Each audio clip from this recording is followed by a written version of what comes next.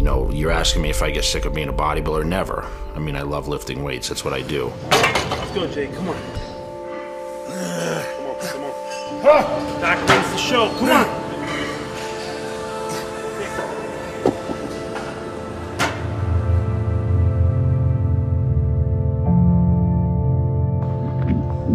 Almost every night, seriously. When is he coming in? When's he coming in next? What do you think people think when they see Jay in the gym? Most of them can't believe that they can get that big. Be honest with you.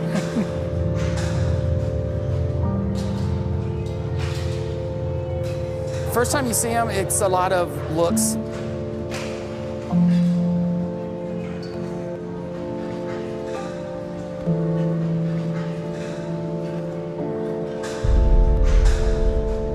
Everyone goes, shakes his hand, interrupts his workouts, takes pictures. Oh, thanks, man. Appreciate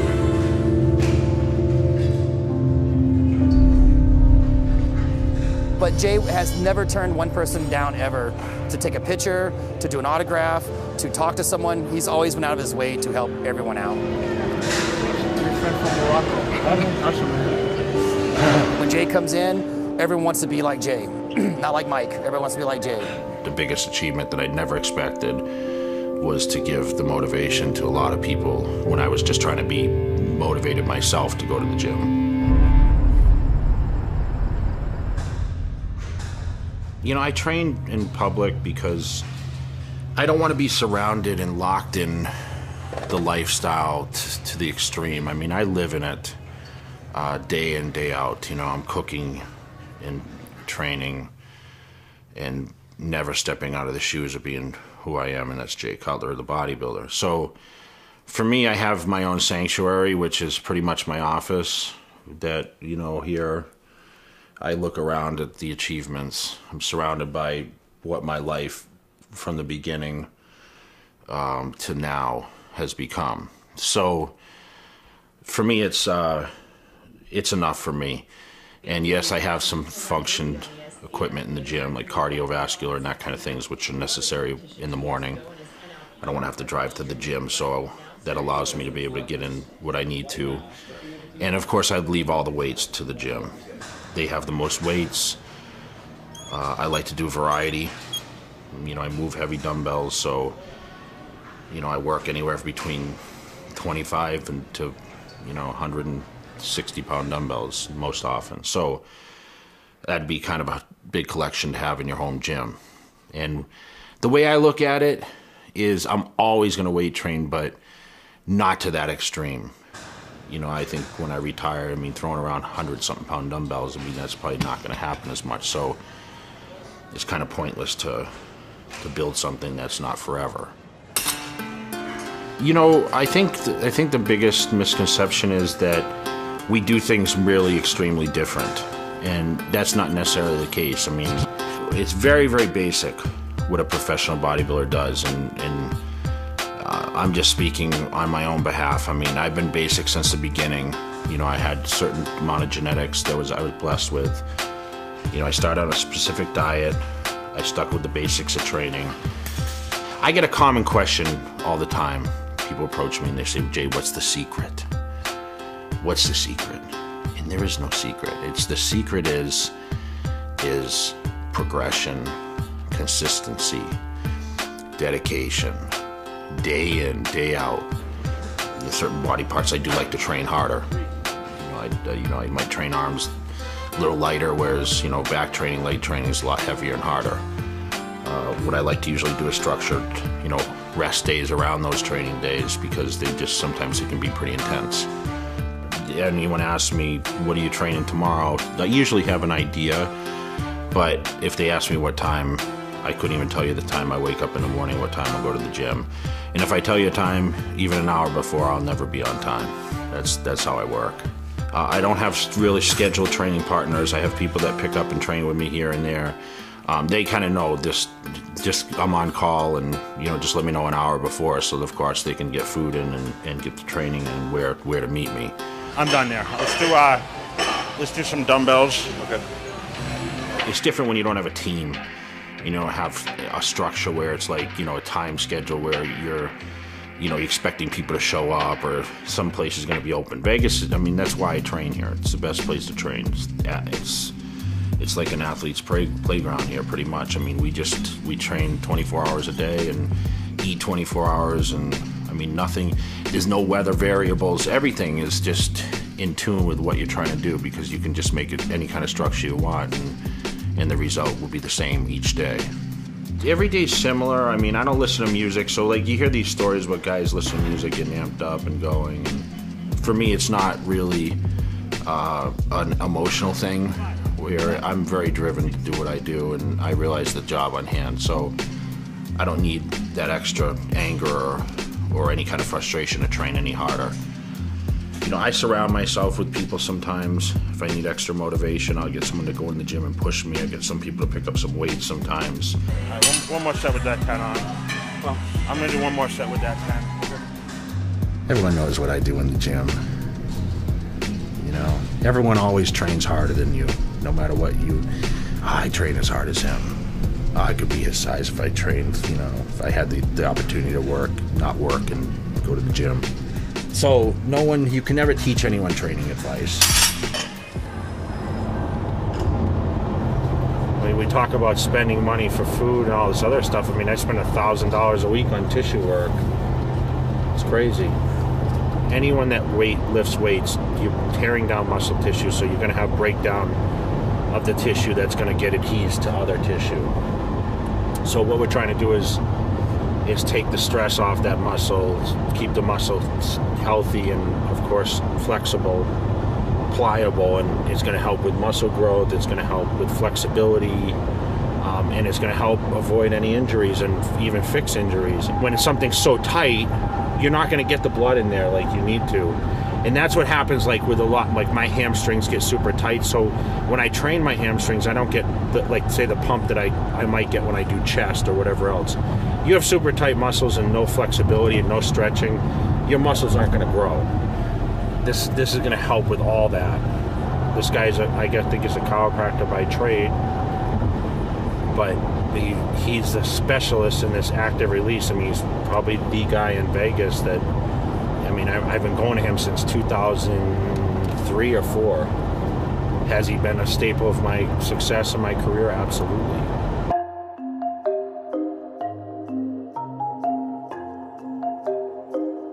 So I want to do the hamstring and the flat, of course, and shoulder. All right, very good. Whatever you think feels. I had last week off from you, so. But I do want to get this hamstring, that inside canal. Where we were last time, way up top? Yeah, get it in there and then see how that feels. But you can feel there's a spot on the inside of the hamstring too. Feel kind of that? Yeah, that's actually you're pretty sore. Yeah. The normal person, if you're looking at the quad, I may only have a couple inches of tissue. If you look at these ham hocks, I mean, it's 30 passes to the 2. Yeah. And he's getting bigger. So, I mean, Jay's dense. So what happens is, especially with inside that tissue, those fibers adhere and stick like a paintbrush with the fibers all here together. So as they start to stick and bind, it creates a scar. And what I'm doing is I'm finding those areas of concern. I'm taking a contact on them, and I'm holding a translated contact, so I'm not really compressing the tissue, even though there is some compression. You're trying to get those fibers to break free so that they can fill with blood. Ah. Oh. Ah.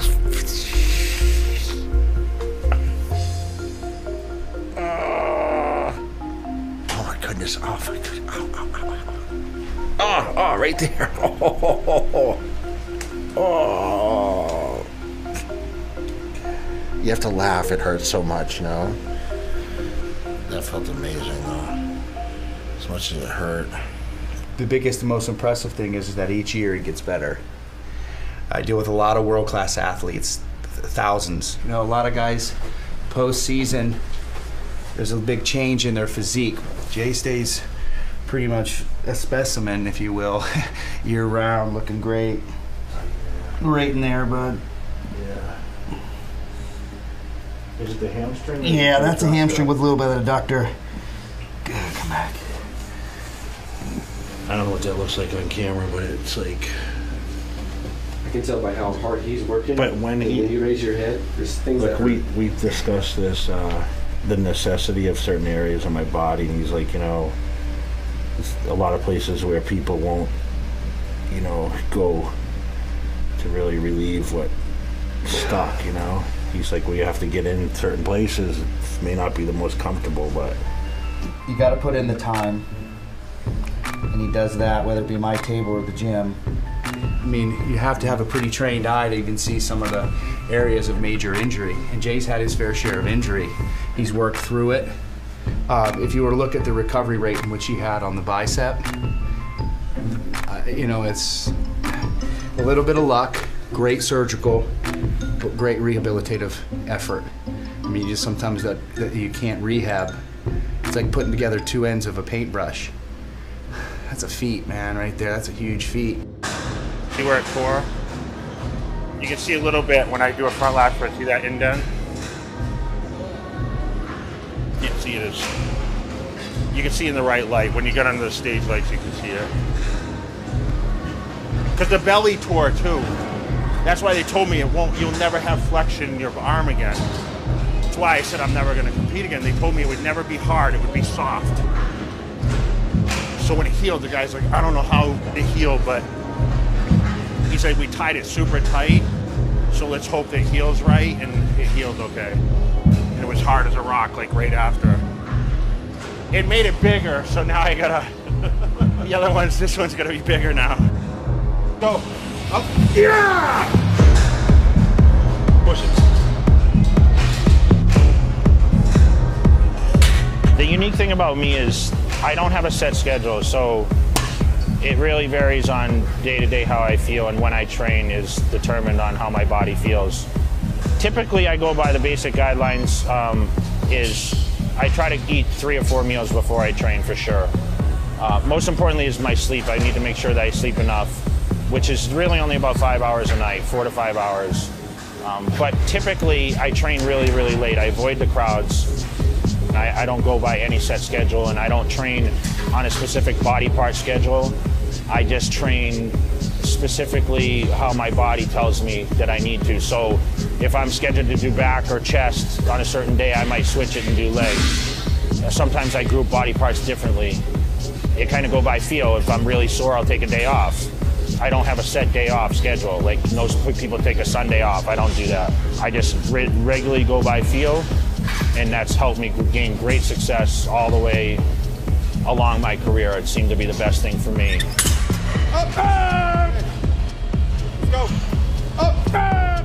So I like to keep the weights very heavy and do lower reps. And obviously, what happens is when you train with as much volume as me, you can't do as many repetitions because you'll just burn yourself up. I mean, you have to have one or the other. Either you're gonna do less weight, you know, more repetitions and less sets, or you're gonna do a lot more sets, heavier weights and less reps. So I choose to do the heavier weights, less reps, more volume, pump the muscle, keep filling it up, hit the angles.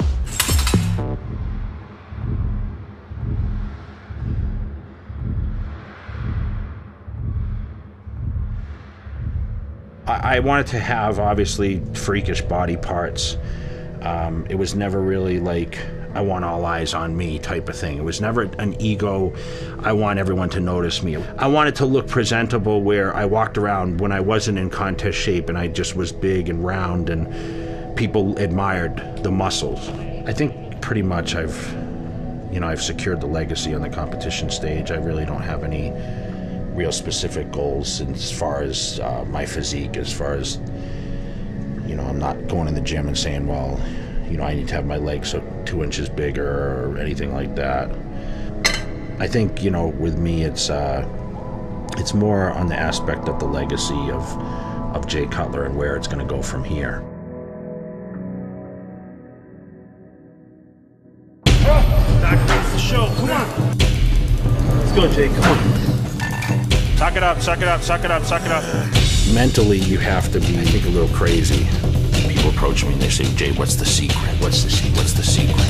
I don't like to eat anything. If you ask me what my favorite food is, I don't have a favorite food. I don't look forward to any meal at all. You're a living legend. That's what's amazing about what I do. And I'll tell you, Jay Cutler's the greatest of all time.